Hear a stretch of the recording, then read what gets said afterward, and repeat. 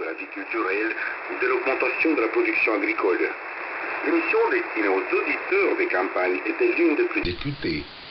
Mais il y en avait bien d'autres, telles celles intitulées « La vie de nos trésors, sciences et techniques, parents et enfants, bâtir le socialisme » ou encore « La culture aux passionnés ». La diffusion des émissions en langue roumaine, d'une durée de 20 à 25 minutes, se faisait sur plusieurs intervalles horaires, dès 5h45, puis à 8h, à 13h, à 18h et enfin à 22h.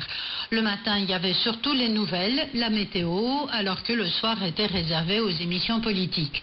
Mais Radio Novi Sad était au contact de ses auditeurs par l'intermédiaire du courrier, toujours sur papier à l'époque. Ces lettres montraient souvent la reconnaissance que les auditeurs manifestaient pour la qualité du travail accompli par la rédaction en langue roumaine de la radio yougoslave. La rédaction lançait aussi des concours dotés de prix auxquels les auditeurs s'empressaient de répondre. Mais Ion Markovician reconnaît que la rédaction diffusait également des informations plus sensibles aux yeux du régime communiste roumain, telles celles concernant les passages illégaux de la frontière entre la Roumanie et la Yougoslavie. Rappelons que la Yougoslavie représentait alors, pour les Roumains décidés à fuir le régime communiste, la seule échappatoire terrestre vers l'Occident.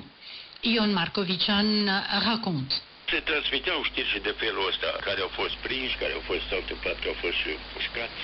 Il y avait en effet des nouvelles de ce genre.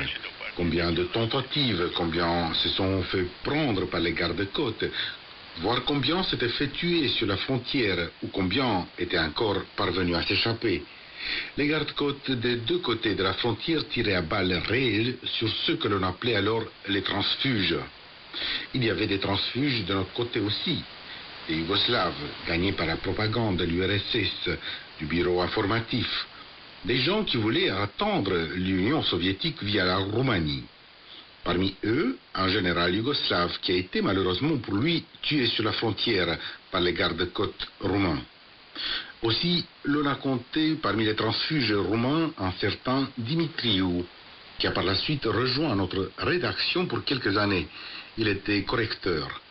Dans les années 50, en notre cas, une dame d'origine serbe, née en Roumanie, était parvenue à traverser illégalement la frontière et avait rejoint notre rédaction comme journaliste. Mais l'événement majeur de l'année 1956 et qui fera trembler le bloc communiste sera sans doute le soulèvement de Budapest. La révolte anticommuniste hongroise a trouvé, à n'en pas douter, écho sur les ondes de Radio Novi Sad, y compris dans les émissions en langue roumaine. Ion Markovician revient au micro. S-a luat atitudine că asta e